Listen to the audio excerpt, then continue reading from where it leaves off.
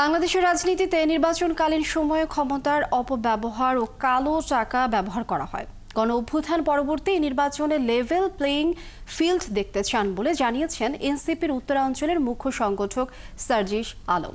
সোমবার দুপুরে পঞ্চগড় জেলা শহরের চৌরঙ্গি মোড় এলাকায় দলীয় নেতাকর্মীদের নিয়ে চা চক্র শেষে সাংবাদিকদের এক প্রশ্নের জবাবে তিনি এসব কথা বলেন।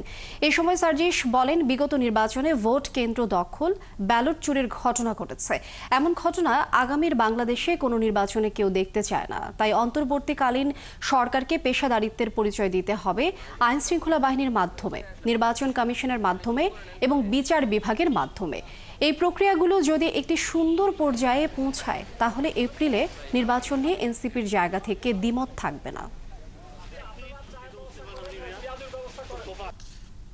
বাংলাদেশের রাজনীতিতে আমরা সবসময় দেখে এসেছি যে নির্বাচনকালীন সময় ক্ষমতার অপব্যবহার করা হয়, কালো টাকার পেশি শক্তির অপব্যবহার করা হয়।